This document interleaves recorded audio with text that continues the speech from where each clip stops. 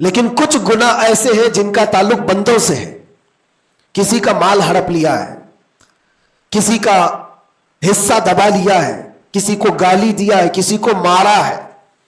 یہ سارے وہ گناہ ہیں جن کا تعلق بندوں سے ہے. ان کو حقوق العباد کہا جاتا ہے.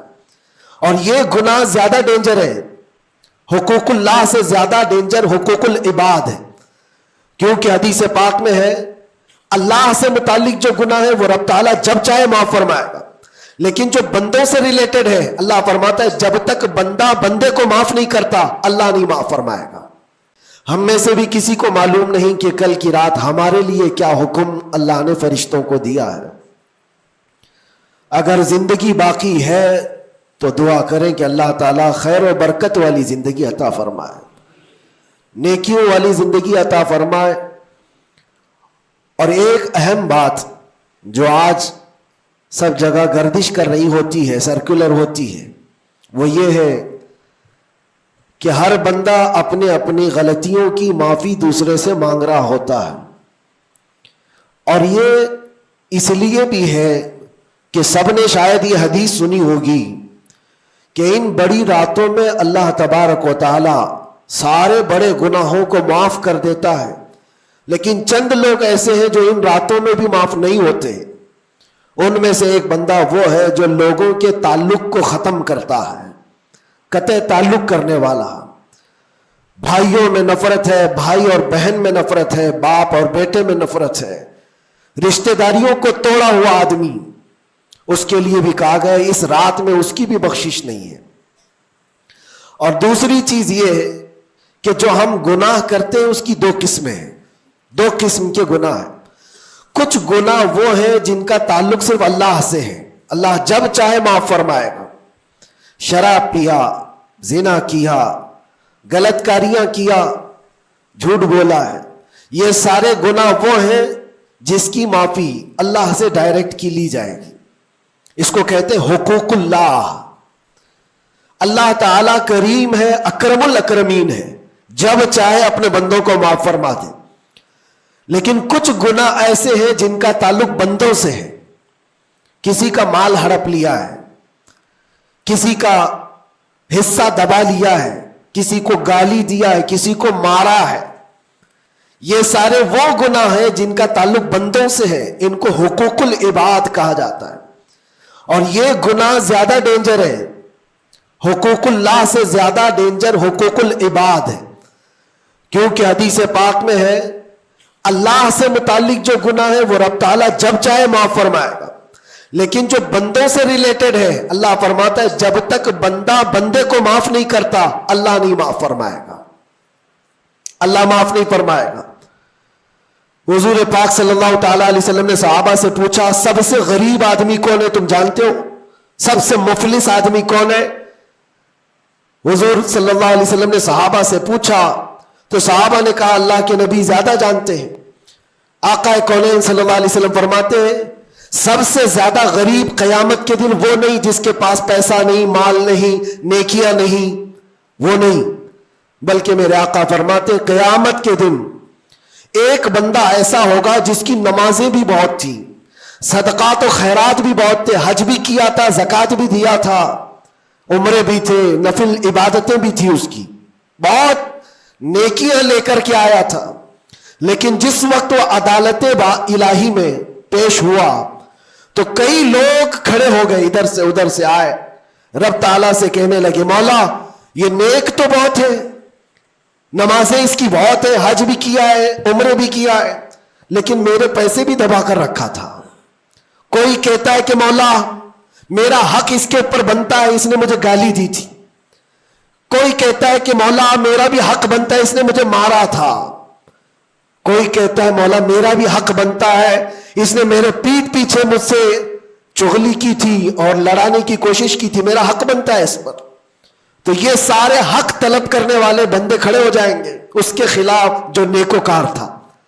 اللہ تعالیٰ فرماتا ہے تم لوگوں کو اس سے کیا چاہیے؟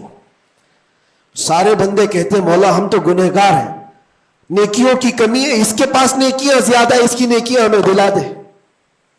اب عدالت الہی کا یہ فیصلہ سنو، اللہ فرشتوں کو حکم دیتا ہے اس کے پاس جتنی نیکیاں ہیں وہ ان سب میں تقسیم کرو، جتنوں کا حق اس نے دبا رکھا ہے سب میں اس کی نیکیاں بانٹی جائیں۔ جب فرشتے اس کی نیکیاں نکال کر تقسیم کر رہے تھے، نیکیاں اس کی پوری ختم ہو گئی، حقداروں کا بھی حق پورا ہوا نہیں، کچھ اور بھی باقی رہ گئے تھے۔ وہ کہنے لگے مولا ہمارا بھی حق ہے اس کے اوپر، ہمارا بھی اس نے مال رکھا ہے۔ اللہ تعالیٰ فرماتا ہے اب اس کے پاس تو نیکیاں پوری ختم ہو گئی، تم چاہتے کیا ہو؟ وہ گنہگار تھے، وہ کہتے مولا ہم یہ چاہتے ہیں کہ ہمارے گناہ اٹھا کر کے اس پر ڈال دیں، ہمارا بوجھ تو کم ہو جائے۔ حکم ہوگا رب تعالیٰ کا کہ اس کے اوپر ان کا حق بنتا ہے، لہذا ان کے گناہ اٹھا کر کے اس کے اوپر ڈالو۔ حدیث پاک میں میرے آقا فرماتے ہیں لے کے تو چلا تھا بہت ساری نیکیاں، لیکن وہاں سب بٹ گئی، الٹا دوسروں کے گناہ اپنے سر پر لے لیا اور سیدھے اس کو فرشتے جہنم میں لے کر جاتے ہیں۔ یہ قیامت کے دن کا سب سے مفلس آدمی ہے، سب سے غریب۔ اسی لیے اے لوگوں حقوق العباد میں کبھی گرفتار مت ہونا، دنیا میں کسی کا حق دبا کر مت رکھنا۔ کسی کو اگر تم نے اپنی زبان سے ایذا دیا ہے، تکلیف دی ہے، یا ہاتھ سے دیا ہے، یا کسی بھی طرح سے دیا ہے، تو قیامت کے دن اس کا حق لیا جائے گا، تمہیں اس کا حق دینا پڑے گا۔ اسی لیے شب برات آتی ہے تو سب لوگ ایک دوسرے سے معافی بھی مانگ لیتے ہیں۔ بندوں سے اگر تمہارا حق ہے تو بندوں سے معافی مانگ لو، اگر بندہ معاف کر دیا دنیا میں تو اللہ بھی معاف فرمائے گا، اللہ معاف فرمائے گا۔ لیکن معافی مانگنے کا ٹرینڈ آج واٹس ایپ اسٹیٹس بن گیا ہے، بہت آسان ہے اسٹیٹس پر رکھ دینے کا کہ میرے جس کے اوپر بھی حق بنتے ہیں میں نے ان کو معاف کیا وہ مجھے معاف کر دیں، کسی کے پاس جانے کی ضرورت ہی نہیں، واٹس ایپ میں گھماتے رہ جاؤ۔ کیا اسی کو معافی مانگنا کہتے ہیں؟ معافی مانگنے میں آدمی کو جو انا ہے، جو تکبر ہے، جو شیطان اسے گھمنڈ دلاتا ہے، اسی توڑنے کے لیے تو اللہ نے معافی مانگنے کا حکم دیا ہے کہ جاؤ تم اپنے اس بندے سے معافی طلب کرو جس کے پاس جانے میں تمہیں شرم آ رہی ہے۔ اپنے نفس کو توڑو، اپنے انا کو ختم کرو، اپنے تکبر کو مارو۔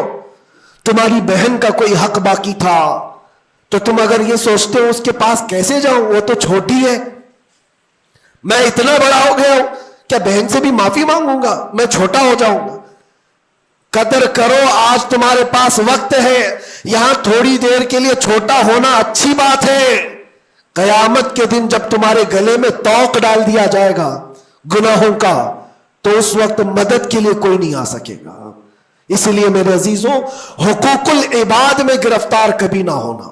اللہ کے نبی صلی اللہ علیہ وسلم کے پاس ایک جنازہ آیا، حضور صلی اللہ علیہ وسلم جب جنازہ پڑھاتے تھے تو پہلے پوچھتے تھے اس پر کسی کا حق باقی ہے، کسی کا اس پر کوئی لینا دینا باقی ہے؟ جنازہ صحابی کا ہے۔ جب جنازے کے پاس کھڑے تھے تو ایک صحابی آگے بڑھتے اور کہتے یا رسول اللہ 2 درہم میرے اس کے اوپر باقی ہے اور یہ مر گیا، دیا نہیں مجھ کو، 2 درہم قرضہ اس کے اوپر میرا باقی ہے۔ حضور پاک صلی اللہ علیہ وسلم نے کیا فرمایا جانتے؟ صلو علی صاحبکم ولا اصلی علیہ، اے لوگو تم چاہو تو اس کا جنازہ پڑھ لو، میں نہیں پڑھوں گا۔